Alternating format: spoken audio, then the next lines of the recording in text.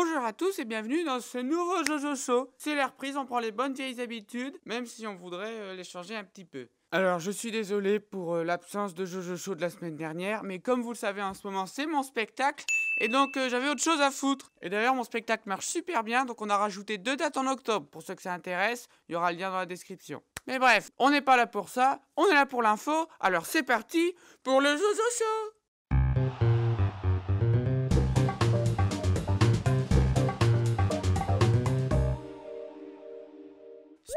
Cette semaine, c'est la fin des Jeux Paralympiques. Les Jeux Paralympiques, c'est comme les Jeux Olympiques, sauf qu'il n'y a personne qui regarde. Et pourtant, je trouve que vous avez vraiment tort de ne pas regarder. Parce que moi, je trouve que c'est quand même vachement plus intéressant que les Jeux Olympiques. Excuse-moi, mais voir une finale de natation... Ben voilà, je vais à la piscine, des mecs qui nagent, j'en vois tous les jours. Alors que des mecs handicapés qui nagent, ça, j'en vois pas tous les jours. Ce que je vais faire, c'est que je vais vous imposer la finale de natation en nage papillon. Parce que c'est quand même impressionnant. T'as un mec, y a pas de bras, t'as un mec, y en a qu'un, t'as un mec, y a pas de jambes, t'as toutes sortes d'handicaps. Bon, après, moi, je trouve qu'il y en a qui sont quand même plus handicapés que d'autres. Celui qui a qu'un bras, pour moi, il est plus dans la merde que celui qui en a deux, tu vois. Ouais, no.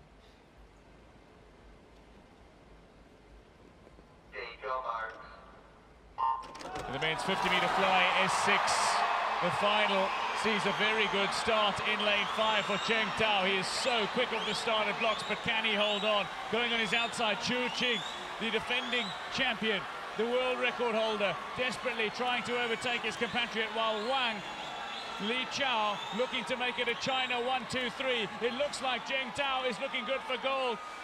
Chu Qing desperately trying to overtake him, and what might be his final Paralympic Games, the race for gold.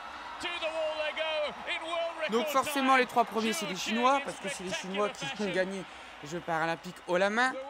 En même temps, sur 1 milliard de population, t'as forcément plus de chances d'avoir des handicapés, donc ils ont plus d'handicapés sportifs, c'est normal. Mais là où ça m'a bluffé, c'est que celui qui a gagné, il n'y avait même pas de bras, donc ça nage papillon, il l'a fait en dauphin comme ça. Et le mec, il fait 50 mètres en 29 secondes. Alors les Jeux Paralympiques, eh ben écoutez, moi je leur tire mon chapeau. Bon, la France, elle a pas non plus été super forte dans les Jeux Paralympiques, mais on s'est quand même bien défendu, voilà. On a nos petits handicapés, ils ont fait du bon boulot. Et à tous ceux qui font « Ah, Jojo, il se moque des handicapés, tout ça », eh ben j'ai envie de dire « C'est pas vrai, et je vous emmerde ». Prison. À Lyon, il y a un petit garçon de 30 ans. Ouais, donc c'est plus vraiment un petit garçon. Le mec, c'est un délinquant. Il a volé un téléphone dans les transports en commun et puis il s'est barré. Sauf que 2 jours plus tard, il va au commissariat avec le téléphone et dit voilà, j'avoue mes crimes, envoyez-moi en prison. Le mec c'était un drogué et il était déjà allé en prison parce qu'il s'était fait choper à consommer, à vendre de la drogue, j'en sais rien. Il a fait sa peine, il a purgé et hop, on le renvoie en liberté. Sauf que le mec il dit bah depuis que je suis en liberté, eh ben il y a plein de tentations de se droguer et j'arrive pas à résister. C'est comme quand t'as un petit gâteau au chocolat sur la table qui est 16 heures. Que t'as un petit peu faim, tu sais que c'est pas bien. Mais tu le manges. Le mec, il arrivait pas à contrôler ses pulsions. Donc le mec, il voulait retourner en prison. Alors il a commis un délit. Il avait prévu de voler un téléphone. Comme ça, il retourne en prison. Et comme ça, il sera bien séquestré et il pourra pas consommer de drogue. Bon alors, comme il a avoué ça, derrière... le tribunal, il a dit on va plutôt te soumettre à un jugement psychologique pour voir si t'es pas plutôt dans ta tête que ça te tourne pas rond. Moi, je pense que personnellement, retourner en prison, quand tu sais ce qu'ils font sous la douche, faut le vouloir. Peut-être qu'il aime bien... tu vois ce que je veux dire. Japon. Le gouvernement japonais a fait une petite enquête cette semaine et ils ont découvert quelque chose de vachement intéressant. 40% des hommes de moins de 34 ans sont vierges. Alors tu me diras, oui, mais en dessous de 34 ans, t'as tous ceux qui ont en dessous de 18 ans. Et souvent, c'est normal d'être vierge en dessous de 18 ans. J'espère bien que quand t'as un petit garçon de 12 ans, t'es quand même puceau. Après, exception, voilà, si t'as passé ta communion dans une certaine église, il se peut que tu ne sois plus puceau en dessous de 10 ans. Bah, c'est pas de leur faute. C'est parce que la volonté divine, elle a voulu que le prêtre, il aille faire un petit tour du propriétaire, quoi. Mais non, parce que là, au Japon, c'est 40% des gens entre 18 et 34 ans qui sont vierges. C'est genre 42% de mecs et 44% de filles. Donc ça veut dire que c'est pour tout le monde. C'est le gouvernement japonais qui a fait cette étude parce qu'ils se sont aperçus qu'il y a un baisse de natalité au Japon. 7 hommes sur 10 non mariés entre 18 et 34 ans n'a jamais connu de fille. Ça veut dire que voilà, ils se contentent du porno internet. Parce que c'est connu, les Japonais sur Internet, c'est des tarés, les pornos qu'ils font à chaque fois. Dès que t'as un délire porno, tu dis un truc pour rigoler, tu le tapes sur Google, et bah tu verras, il y a un Japonais qui l'a déjà fait. En même temps, avec tous les gadgets qu'ils ont, les mecs, forcément, ils se font plaisir. Pourquoi se faire chier à se prendre une nana qui te casse les couilles, tu peux pas regarder ton foot tranquille, alors que tu peux avoir juste un truc que tu branches à ton ordinateur et qui te fait des choses bien plus intéressantes. En même temps, au Japon, t'es même pas obligé de te marier avec une fille. Tu peux te marier qu'avec des objets. Il y a un mec qui s'est marié avec son coussin. Il y a un mec qui se marie avec sa poupée sextoy. T'as même un mec qui s'est marié avec sa Nintendo DS. Parce qu'il y avait un jeu Nintendo DS où c'est un simulateur de fille. Tu sais, tu mets ta cartouche et dans t'as une fille, voilà, tu peux lui parler. Elle te dit des mots gentils, elle te montre sa culotte, tout ça. Forcément, le mec, il tombe amoureux, il s'est marié avec. Le problème, c'est qu'ils ont sorti la version 2 du jeu. Du coup, le mec, ce qu'il a fait, c'est qu'il a divorcé de sa première meuf virtuelle pour se remarier avec une nouvelle du nouveau jeu, parce que forcément, elle a plus d'options, la meuf. Les Japonais sont un peu starbés, alors forcément, à force de tripoter tout seul, et ben du coup, les mecs, ils sont tout seuls toute leur vie, célibataires endurcis, et puis voilà, il n'y a plus de natalité. Ils devraient faire comme en France, ils devraient mettre des allocations. Parce que là, je peux dire qu'en France, tout le monde, il fait des gosses pour avoir des allocations, hein. Moi-même, c'est ce que j'aspire à faire. Au Japon, vous avez des problèmes pour faire des gosses? Faites des allocations gratuites, vous allez voir, vous allez repeupler. Ça va être vite fait.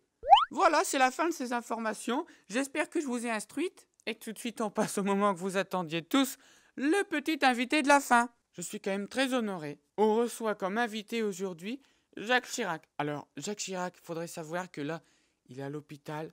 Il a des petits soucis santé. Donc, on va le voir, on fait pas trop de bruit. On est allé jusqu'à l'hôpital, dans les jardins de l'hôpital, voilà. Moi, je trouve personnellement qu'il a repris quand même un peu de sa jeunesse. Allez, c'est parti pour l'interview.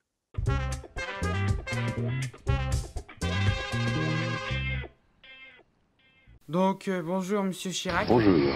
Jackie, on peut s'appeler, hein, entre couilles. Donc, je suis quand même super content que tu m'accordes cet entretien. On parle pas trop fort, hein, parce que là, on est dans les jardins de l'hôpital Salpêtrière, où t'as eu ton petit souci de cœur. Mais bon, ça va mieux? Je le crois. On a eu beaucoup de rumeurs sur toi, comme quoi que, tu sais, que tu serais mort, parce que Christine Boutin, sur Twitter, elle a mis que t'étais mort, quoi. Je trouvais que son jugement était injustement sévère. T'en penses quoi de Christine Boutin? Je crois que la France a de grands atouts, qu'elle a des handicaps. Parmi ces handicaps, il y a une certaine... Ah ouais, carrément, tu la clashes, tu penses qu'elle est... psychologiquement grave.